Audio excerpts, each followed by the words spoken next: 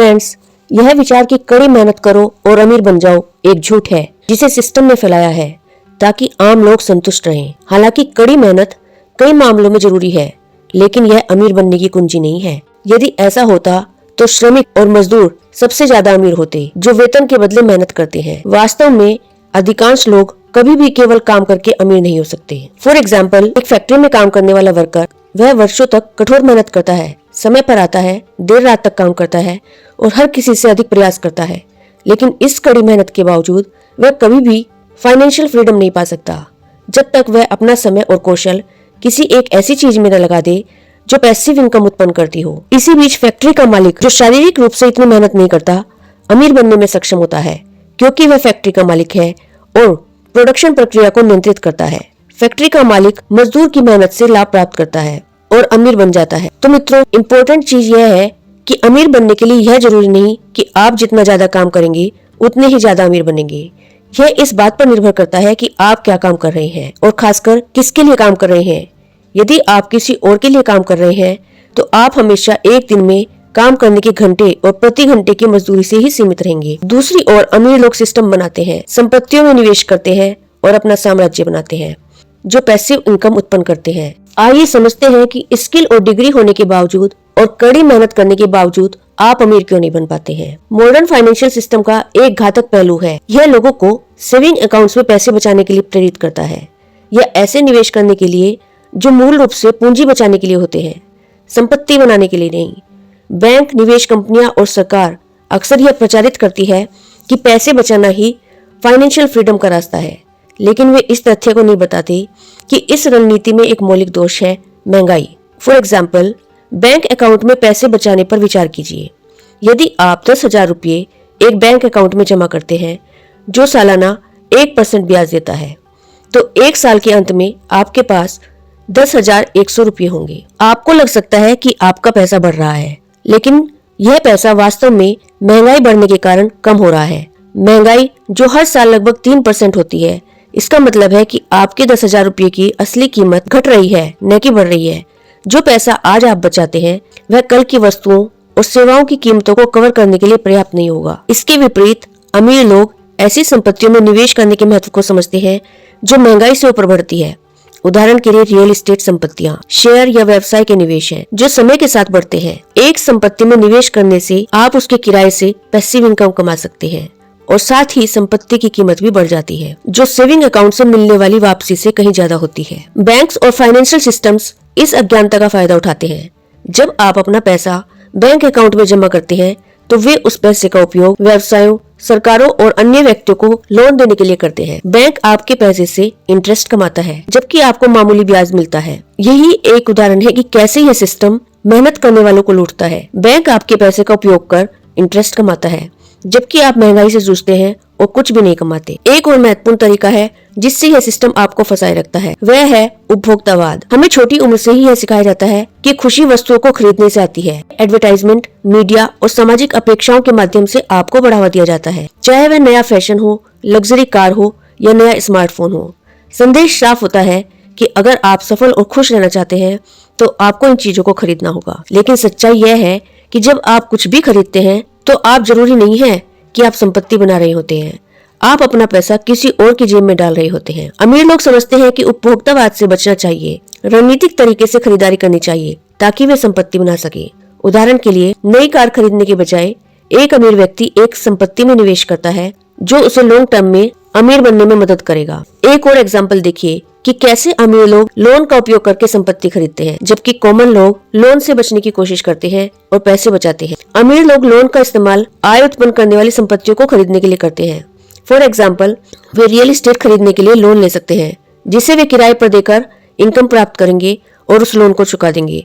उस संपत्ति से मिलने वाली आय लोन की किस्तों को कवर कर लेगी, साथ ही उसकी कीमत भी बढ़ जाती है। अमीर लोग लोन का सही इस्तेमाल करते हैं जबकि कॉमन लोग लोन का इस्तेमाल केवल दिखावे के लिए करते हैं। मित्रों, सामान्य लोग अक्सर शिक्षा को सफलता का रास्ता मानते हैं। हमें यह सिखाया जाता है कि अगर हम अच्छी डिग्री प्राप्त करें और सही कौशल हासिल करें तो हम एक अच्छा वेतन पाने वाली नौकरी में काम पा सकते हैं और फाइनेंशियल फ्रीडम हासिल कर सकते हैं। लेकिन यह भी एक झूठ है। जबकि शिक्षा और कौशल महत्वपूर्ण है, लेकिन वे अमीर बनने की अंतिम कुंजी नहीं है। अमीर लोग डिग्री या प्रमाण पत्रों पर निर्भर नहीं रहते। वे कनेक्शन, रणनीतिक सोच और फाइनेंशियल इंटेलिजेंस की एजुकेशन हासिल करते हैं। एक डिग्री नौकरी का दरवाजा खोल सकती है, लेकिन अमीर बनने का नहीं। फॉर एग्जाम्पल, एक व्यक्ति जो एक IT कंपनी में काम करता है, अगर वह अपनी मेहनत और समय को बचाकर एक वेतन हासिल करता है तो वह कभी अमीर नहीं बन सकता। वही एक बिजनेसमैन जो अपने व्यवसाय को खड़ा करता है, इन्वेस्टर्स से कनेक्शन बनाता है और स्मार्ट निर्णय लेता है, वह कहीं अधिक संपत्ति और फाइनेंशियल फ्रीडम हासिल कर सकता है, भले ही उसके पास औपचारिक शिक्षा कम हो। मित्रों, इसलिए जरूरी है कि हम शिक्षा को पारंपरिक नौकरी प्राप्त करने के तरीके से अलग करके देखें। वास्तव में अमीर बनने के लिए जो शिक्षा की जरूरत है वह है फाइनेंशियल एजुकेशन।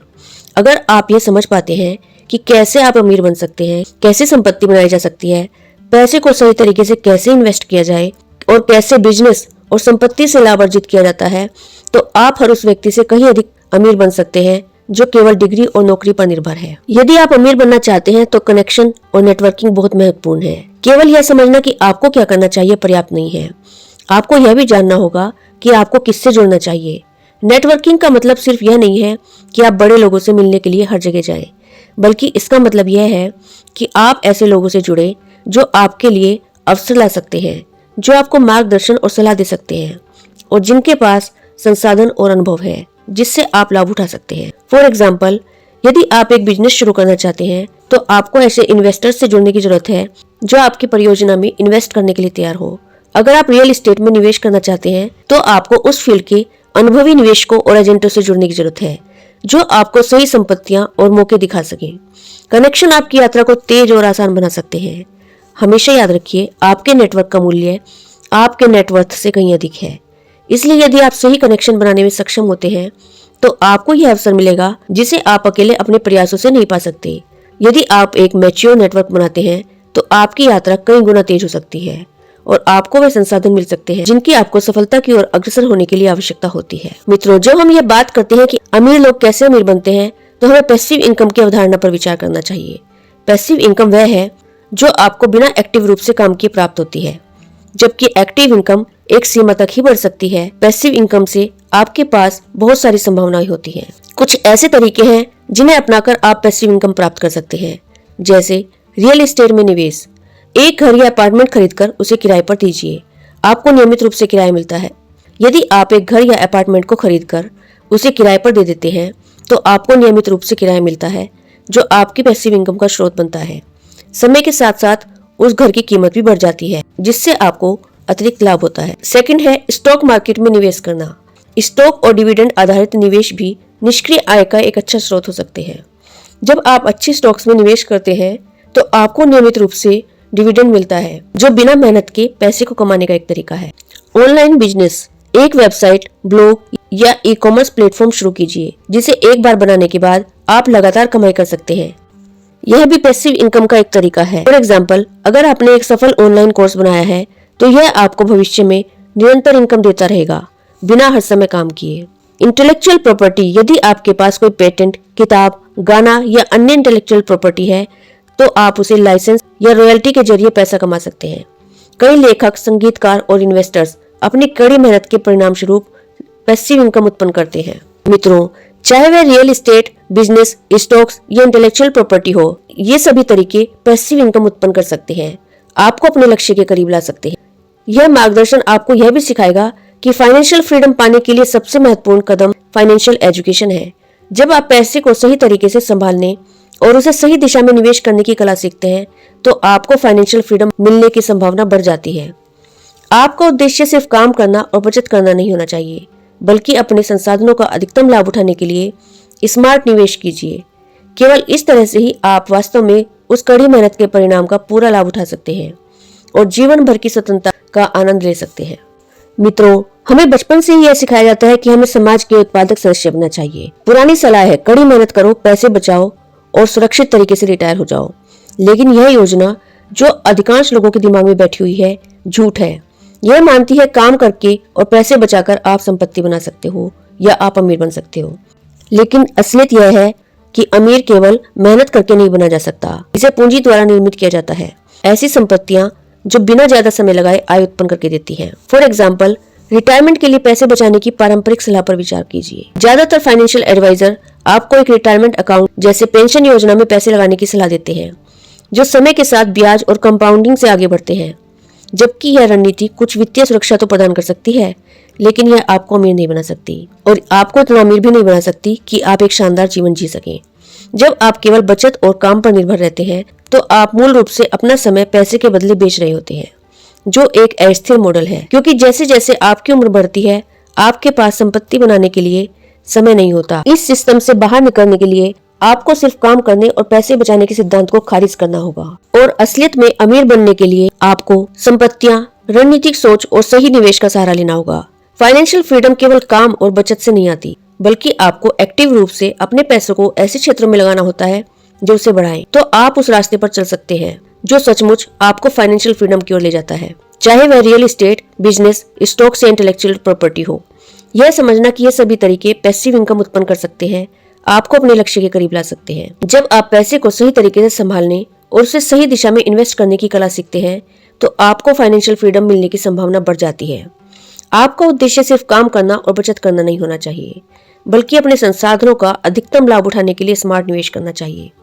केवल इसी तरह से आप वास्तव में उस कड़ी मेहनत के परिणाम का पूरा लाभ उठा सकते हैं और जीवन भर की फाइनेंशियल फ्रीडम का आनंद ले सकते हैं। मित्रों, इस तरह से यह स्पष्ट हो जाता है कि आम आदमी को केवल कड़ी मेहनत और बचत करने के चक्र में फंसा कर रखा जाता है, जबकि असल में संपत्ति और धन वह चीजें हैं जो लंबे समय तक बढ़ने वाली, आय उत्पन्न करने वाली संपत्तियों के मालिक बनने से आती है। सिस्टम से बाहर निकलने का तरीका यह है कि आप अपने पैसे को बिजनेस में लगाएं, सही कनेक्शन बनाएं और संपत्ति बनाने के लिए फाइनेंशियल एजुकेशन हासिल करें। यदि आप ये कदम उठाते हैं तो आप उस चक्र को तोड़ सकते हैं जो हमेशा आपके समय और श्रम को नष्ट कर डालता है और इसके बजाय फाइनेंशियल फ्रीडम और संपत्ति के निर्माण की ओर अग्रसर हो सकते हैं। इस तरह से आप मैट्रिक्स से बाहर निकलने और पारंपरिक कामकाजी जीवन से ऊपर उठ सकते हैं, ताकि आप अपने भविष्य में फाइनेंशियल फ्रीडम और समृद्धि हासिल कर सके। तो मित्रों, आशा करती हूँ कि आप भी ये कदम उठाकर फाइनेंशियल फ्रीडम हासिल करेंगे और अमीर बनेंगे। यदि ये वीडियो आपको अच्छा लगा है तो इसे लाइक शेयर जरूर कीजिएगा और आपके अपने चैनल वर्ड्स ट्रेजर को सब्सक्राइब कर लीजिएगा। Thank you.